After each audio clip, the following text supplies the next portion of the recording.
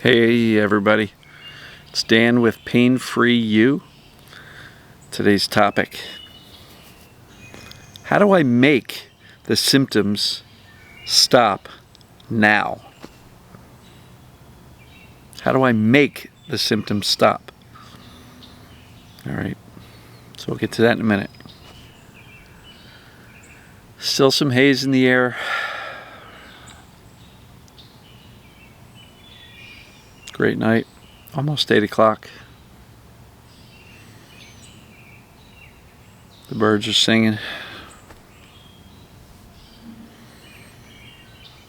Relax your body and breathe. If you can, get outside. Observe the nature.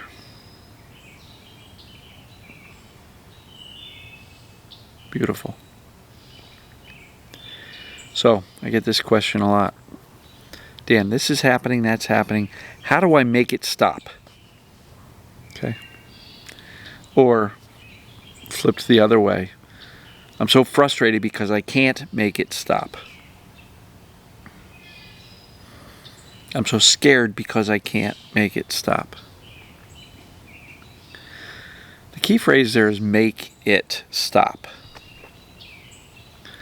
So when we look at it this way, our pain or our symptoms are created by our subconscious brain perceiving danger. There is a threat going on, and the symptoms are the brain's way of warning us. Hey Dan, something bad's going on. How do you make that stop? You have to teach the brain that that perceived danger is not really actual, that there's nothing bad happening. That's the answer. Is that a light switch? Can you flip it off just by going, hey brain, I'm safe? It's not working. Brain, come on, there's no reason for me to hurt. Darn it, how can I make it stop? It's not working. Because if we're responding with that much urgency and fear and anger and aggravation that it's not turning off immediately, what are we doing? We're confirming the brain's perception that something bad is happening. That's it. That's what's going on. So when you try to make the pain or the symptoms go away, you're doing it out of fear, frustration, anger, despair, hopelessness. And the more you try to make it go away, the more you're convincing the brain there is a threat. I am in danger. So let's flip it on its head.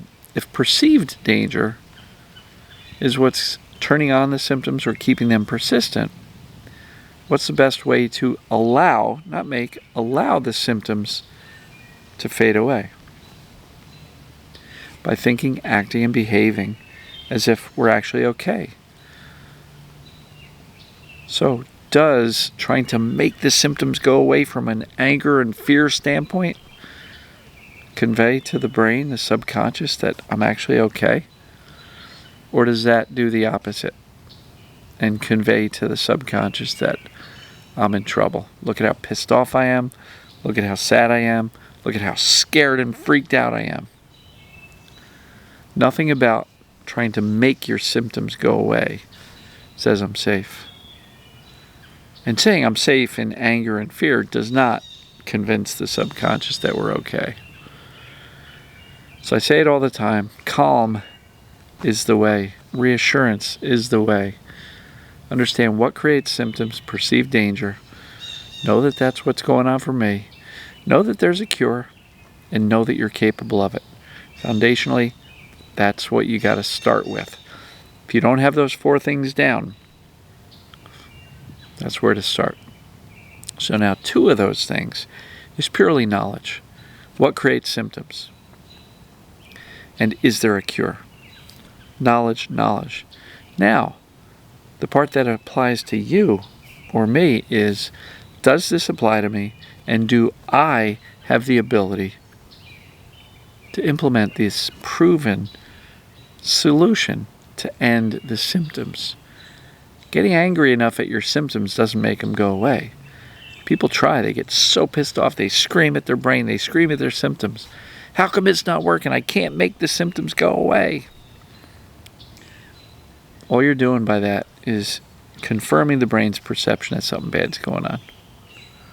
It's not the answer. And I'm not suggesting we ignore our symptoms, because I don't believe it's possible to ignore the symptoms. We will notice them. Symptoms are designed to get our attention, so we will notice them. So don't try to ignore them. But just understand the presence of symptoms doesn't mean there's anything truly wrong.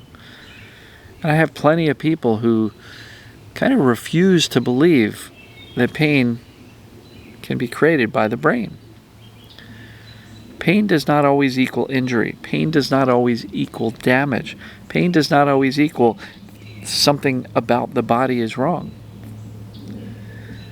Pain is always, and I'll say the word always, created in the brain. Even if you were to cut your finger and it hurts, the brain is still creating the pain based on the perception that I just cut my finger. Now in that case, the perception's real.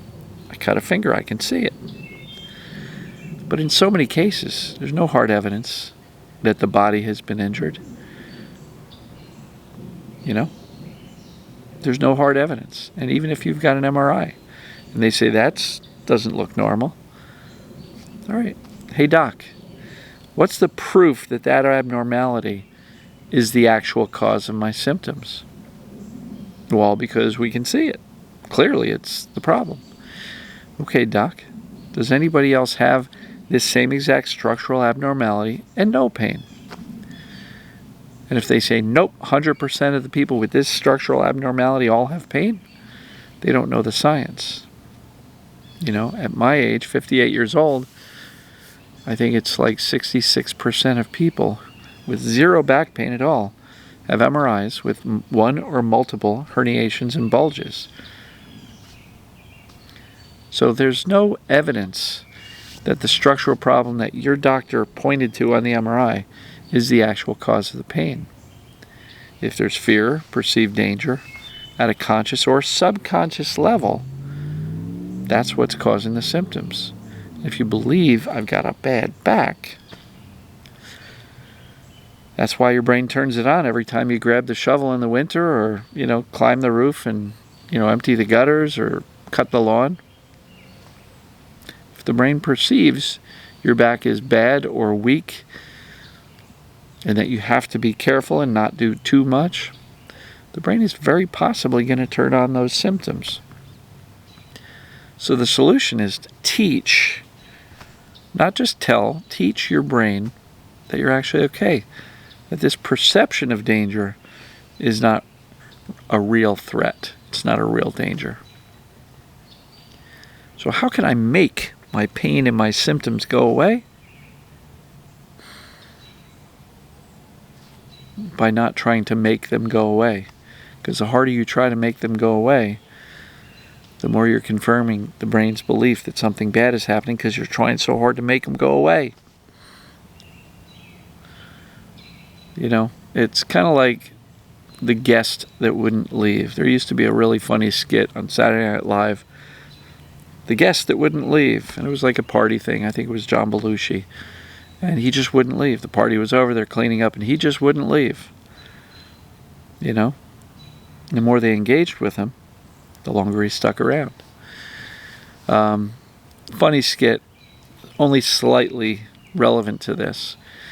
But the more you engage in your pain trying to get it to leave, the longer it's likely to stay. Teach your own brain, the subconscious, that these symptoms are insignificant by not fueling them with fear or attention, by not spending hours a day trying to figure them out, trying to make them go away. If you're doing a lot of work trying to make your symptoms go away, if you're doing a whole bunch of practices, meditation, breath work, journaling, somatic tracking, tapping, therapy even. If you're spending a lot of time doing that to fix your pain and get rid of it, all those things are what I call fixing activities, and they tend to make things stick around longer. Ask yourself this one question. Is my response to the symptoms, are my activities, beliefs, thoughts, actions confirming danger, or convincing the subconscious that we're actually okay? Hope that makes sense. Don't try to make your symptoms go away. The symptoms will go away when you've convinced your subconscious that they're not significant or important in the first place. So I hope that makes sense. Hope everybody's doing great. And love you all. We'll see you tomorrow. Take care.